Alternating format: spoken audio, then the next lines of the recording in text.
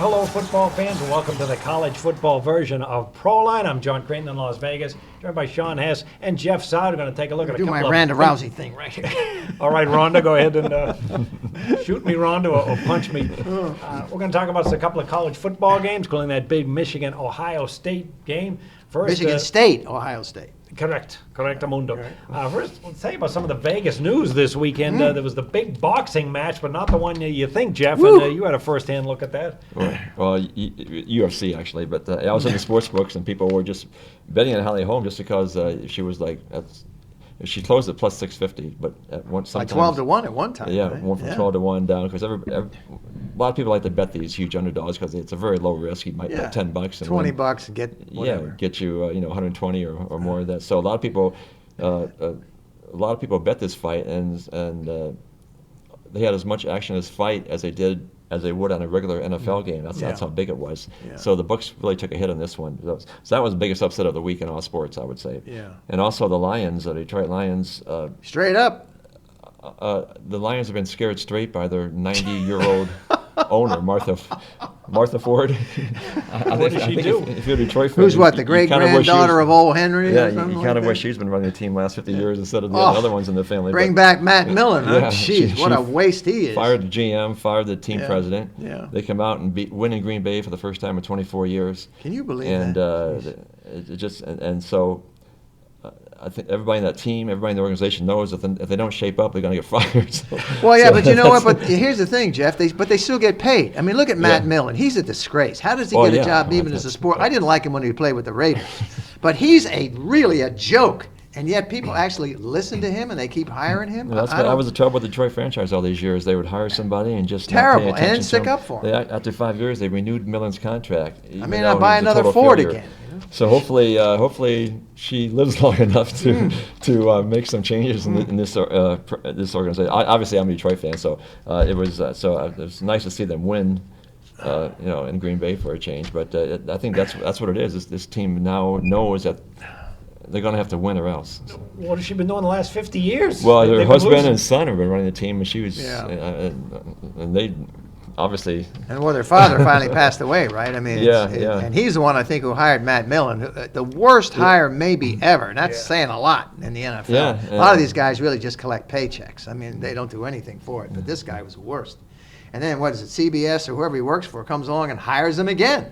I mean, with a track record like that, how do you get that's?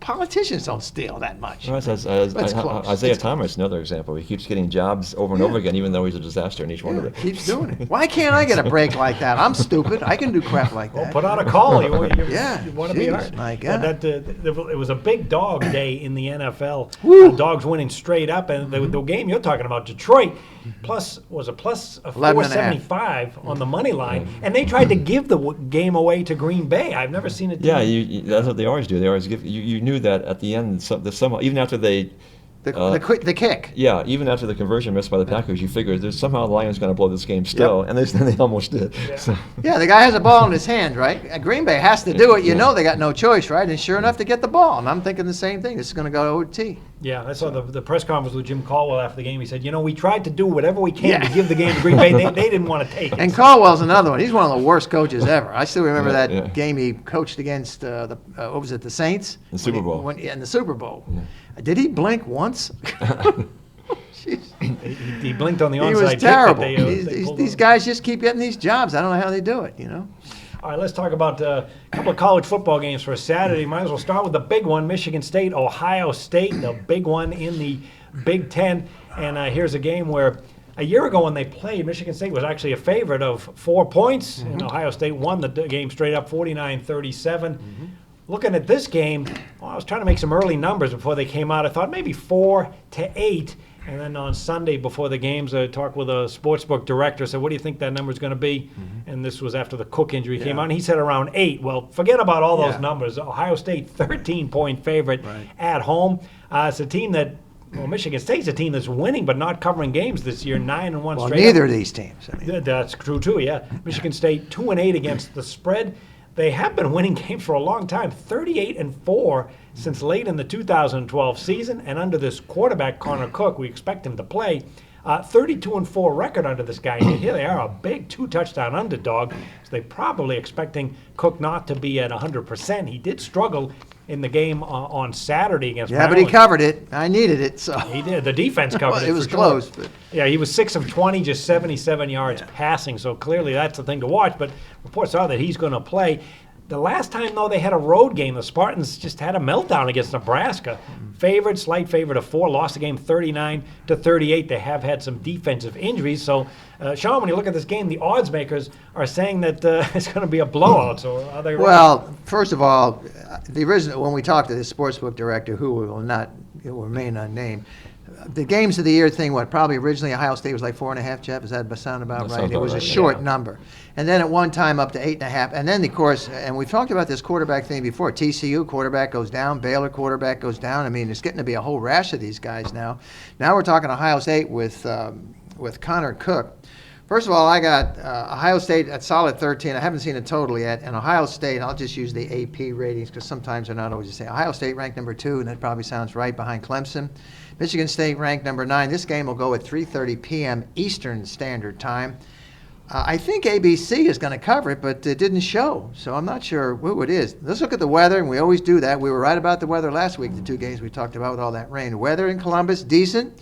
Good football, be in the low 40s at game time, maybe partly cloudy. Shouldn't be any snow or a whole lot of wind or anything like that. Let's look at Michigan State. You talked right. They had that one loss, but that was to Nebraska. They're 9-1 straight up, but just 3-7. You said 2-8. I got 3-7 against the number, but they're a money burner with the bookie. 5-1 in conference play. Their only loss was at 1-point loss at Nebraska, and they were actually covering that game until late when they lost it.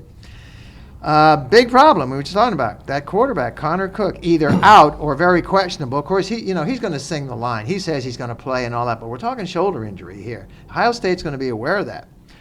Also, and that's not the only. Michigan State historically has had injuries along the defense. Cook, in his last 30 games, 28-2 straight up, at least as a complete starter. How about 21 touchdown passes, only 4 interceptions? That's maybe going to be missing in this game.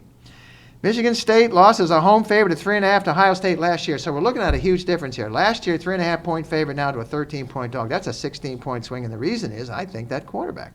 Probably the defensive injuries don't help either. The 2 backup quarterbacks behind him, behind Cook, how about 1 touchdown pass this year? 1 touchdown pass. So there's no experience back there, and we've talked how important, Jeff and I, we've talked about this before, how these experienced quarterbacks are the way to go against these inexperienced but talented guys, and yet we're talking about 2 guys who haven't played hardly at all. I don't know. They play, okay. Also, they play Michigan next. On the road, they play Michigan next. Now, here's Ohio State. This is a team that came out of nowhere to win the title last year, but they're 9-0 straight up, a lousy 3-6 against the number. They're 6-0 in conference play. Their average margin of victory is 23 points a game, but they're always such a big favorite, no matter who the quarterback is right now. Here's a team that's got a whole lot of quarterbacks. Yeah. But, Jeff, I think it's going to be Barrett again. It looks like they're going to settle on him. Yeah, he came back last Ohio State coming off a 28-3 win at Illinois as a road favorite of 17.5, so they do get the money. And Ohio State, they can run and throw the football with at least 2 quarterbacks and maybe 3, and a running back, which is named Elliott. I can't pronounce his first name. Zeke Elliott. Yeah, Zeke Elliott, 1,426 yards rushing at 6.5 yards a rush. The dog is 4-0 against the number of the last 4 in this series, but I think you just throw that out. Every time we talk about a game, I say, okay, where's the edge? There's no doubt about where it is now. It's the quarterback again. We're talking about Cook, who says he'll play, but for how long? Ohio State got more quarterbacks than they know what to do with. It is a big number. It's probably not a game I'm going to get involved. I don't see Ohio State losing this game, and I certainly don't see him winning by less than 10, and I guess it's up to Urban Meyer whether Michigan State's the one that has the revenge.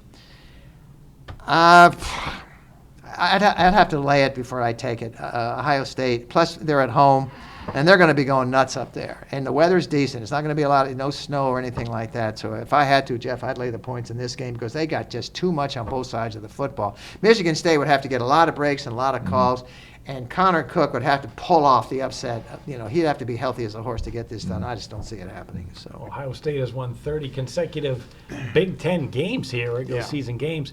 And but you're right, they haven't been covering numbers. 1-5 against the spread at home. The Buckeyes are another big favorite here.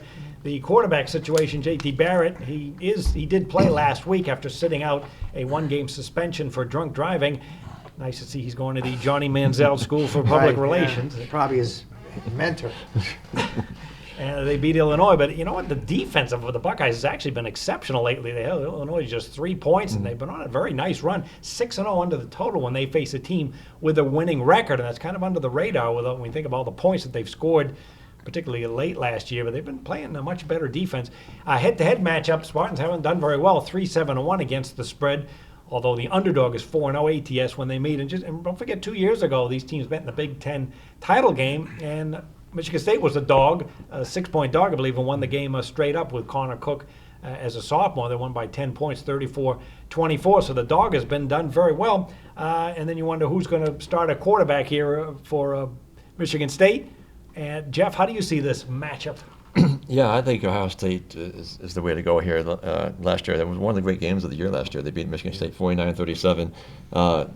Michigan State, they've given up a lot of points to mediocre teams this year. I know they had secondary problems with injuries, but and Ohio State's offense hasn't been as it was last year. But I think Ohio State right now, offensively and especially defensively, has a big advantage here. In the last 4 games, Ohio State's only allowed a total of 34 points.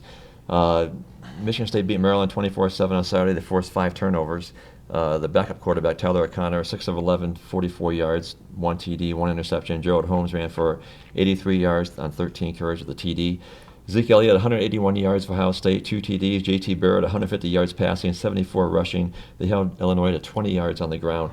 So right now, I'll probably make Ohio State the best bet on the show here because I just don't see this as of right now. Michigan State, they had that miracle win against Michigan.